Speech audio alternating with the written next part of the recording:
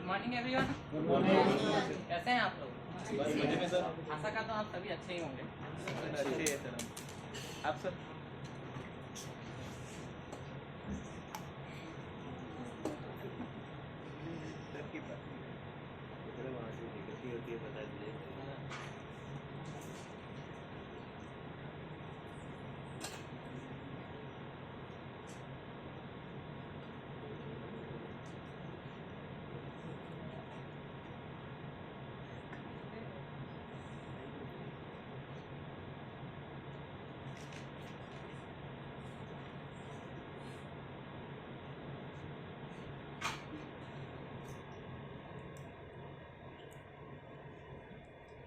आज हम कंप्यूटर के ऐसे चैप्टर के बारे में बात करेंगे जो कि हमारे जीवन से प्रत्यक्ष रूप से जुड़ा हुआ है या फिर अप्रत्यक्ष रूप से जुड़ा हुआ है।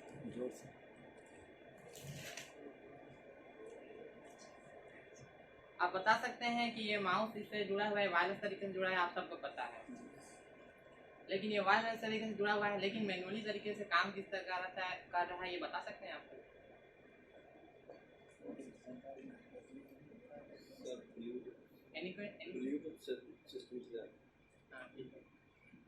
अब बात करते हैं, ये प्रोग्राम की जगह सेटअप है कंप्यूटर में, ये इनबिल्ड है आगे से, तो इस कारण हम मैनुअली तरीके से हम इसे अब रोटेट कर पा रहे हैं और मैनुअली तरीके से रोटेट कर पा रहे हैं, जिससे हमें सुचारू रूप से काम कर रहा है। आज हम किसी प्रोग्रामिंग लैंग्वेज को बात करेंगे जिसके वजह से हम सॉफ्टवेयर बना पाते हैं। जैसे कि किसी भी सॉफ्टवेयर को बनाने के लिए एक लैंग्वेज की आवश्यकता पड़ती है, जैसे कि C+ हो या C हो या PHP हो, जावा हो। इस तरह से जावा एक प्रोग्राम है, हम उसी के बारे में आज डिस्कस करेंगे और आगे बढ़ेंगे। जैसे आज हम जानेंगे, आज हमारा टॉपिक है व्हाट इज जावा।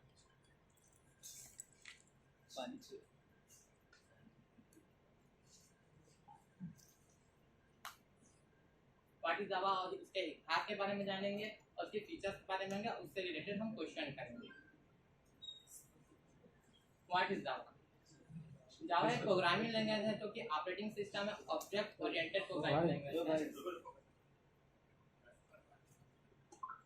लैंग्वेज है जो कि हाई लेवल है। हाई लेवल का मतलब होता है कि यह हार्डवेयर पर डिपेंडेंट नहीं होता है। लो लेवल लैंग्वेज होती है जो कि हार्डवेयर पर डिपेंड करती है।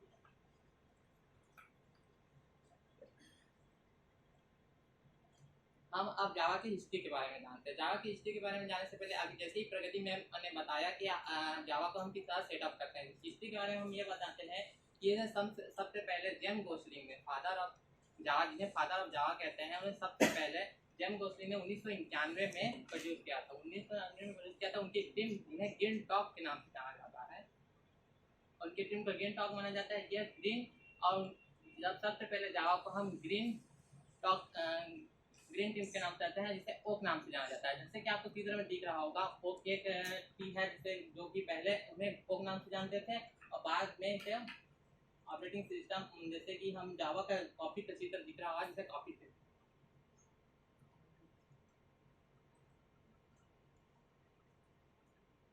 जावा बनाने का मेन उद्देश्य यह था कि यह ओरा सिस्टम पर करते थे। ओरा का फुल फॉर्म होता है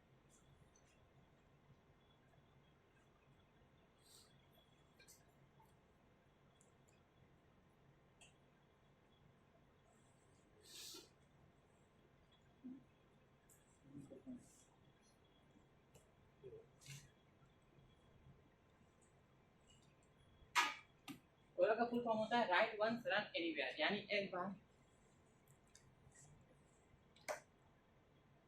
बार इसे रन करने के बाद हम किसी भी सॉफ्टवेयर में इनबिल्ड कर सकते हैं, चला सकते हैं।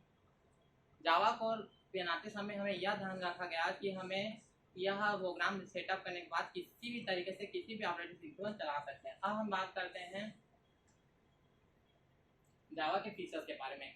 कोई बता सकता है कि हम मार्केट में जाते हैं तो कोई भी स्मार्टफोन लेते हैं या फिर एसी लेते हैं तो हम उसके बारे में क्या सोचते हैं? पहले एनीवन? कैमरा देखते हैं, प्रोसेसर देखते हैं, क्वालिटी देखते हैं, बिल्ड क्वालिटी कैसी है। क्या होता है, हम ये सब चीज क्यों देखते हैं? मतलब अच्छा मुझे फोन मिले, अच्छा प्रोग्राम है, अच्छा फोन मिले। हाँ, इसका अच्छा जब जावा को बनाया गया तो उसके फीचर्स को देख कर ही बनाया गया था। उसके फीचर्स में इनबिल्ट है। इसी फीचर्स के बारे में हम आज बात करेंगे, इनके खूबियों के बारे में बात करेंगे। जैसे कि यह सिंपल, यह जावा एक सिंपल लैंग्वेज है। सिंपल लैंग्वेज का मतलब होता है कि हम कोई भी लैंग्वेज होती है जब तभी सीख सकते हैं वो सरल होती है। सरल होने का मतलब है कोई भी जैसे इसे नर्सरी क्लास का बच्चा भी यदि उसकी रुचि है जावा प्रोग्राम करने पर तो वह आसानी से क्रिएट कर पाएगा, उसमें एक्सपर्ट बन जाएगा। एक्सपर्ट तभी बनेगा जब उसमें उसकी रुचि होगी।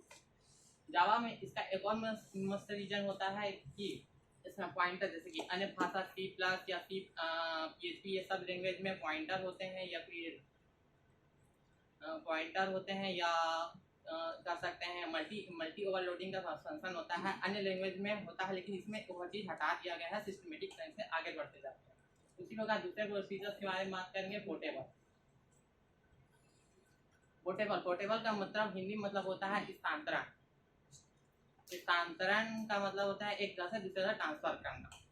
आप कोई बता सकते हैं कि आपका सिम में कोई प्रॉब्लम होता है, नेटवर्क में इशू होता है या फिर उसमें नेटवर्क इशू होता है या फिर उसके प्लान महंगे होने लगते हैं, तो आप क्या करते हैं?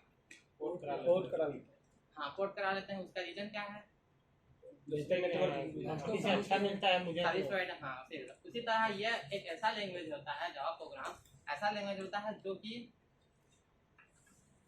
किसी भी ऑपरेटिंग सिस्टम पर, जैसे कि लाइनक्स हो गया, मैक ओएस हो गया, विंडोज हो गया, ये सभी ऑपरेटिंग सिस्टम पर एक बार डाटा फिल होने के बाद दूसरे डाटा में ऑटोमेटिक रन करने पर सक्षम होता है। अब तीसरा प्रॉब्लम क्या आते हैं? Platform independent. जैसा कि आपको डायग्राम में दिख रहा होगा, जावा एक हमारा जावा प्रोग्राम है जो कि पहले कंपाइल होता है, उसके बाद में बाइट कोड जनरेट होता है, बाइट कोड जनरेट होने के बाद में वह रन करता है लाइनक्स विंडोज ऑपरेटिंग सिस्टम या मैक ओएस या किसी भी प्लेटफॉर्म पर रन करने में सक्षम होता है, जो कि सी प्लस या सी अन्य लैंग्वेज में बाई कोड नहीं होता है, जिसके कारण वह केवल एक ही ऑपरेटिंग सिस्टम पर रन कर सकते हैं।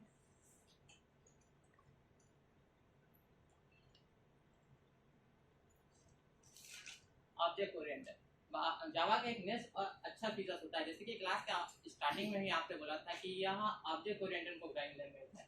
जैसा कि आपको डायग्राम में दिख रहा होगा, यहाँ पर एक क्लास दिया है और उसमें सब क्लास दिया गया है।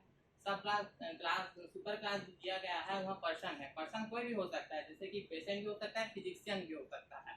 उसी तरह जब जावा प्रोग्राम क्रिएट करते हैं तो जावा हमें क्लास के साथ साथ उसके सब क्लास को भी पूछता है, रियल आइडेंटिटी पर फोकस करता है। जैसे कि हम इसे एक एग्जांपल के थ्रू समझ सकते हैं।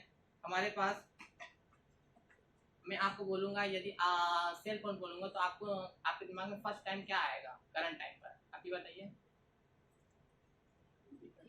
सेल फोन बोल रहे हैं,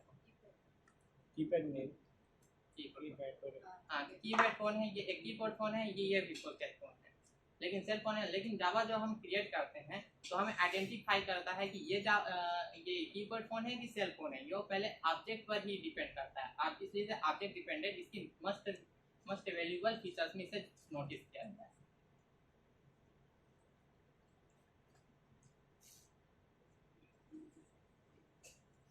हाँ, जावा के अन्य फीचर्स को हम नेक्स्ट क्लास में अटेंड करेंगे, क्योंकि यह फीचर्स बहुत ही विस्तार में से उसका वर्णन करना पड़ेगा। अब हम समझते हैं कि हमने आज क्या क्या सीखा। Any doubt, any question?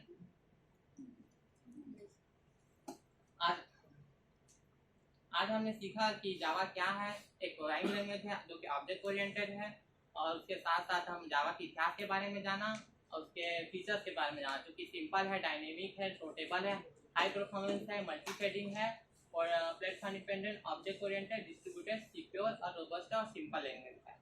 Any doubt होगा, एनी क्वेश्चन आप पूछ सकते हैं। ठीक है, क्वेश्चन पर हम आगे बढ़ते हैं।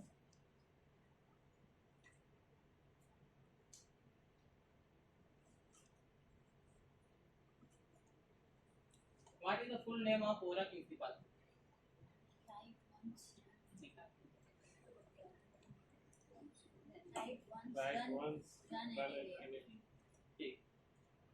Which one the following not a feature of Java? Static. मैं एक बार अपनी क्लास को समझ करता हूँ।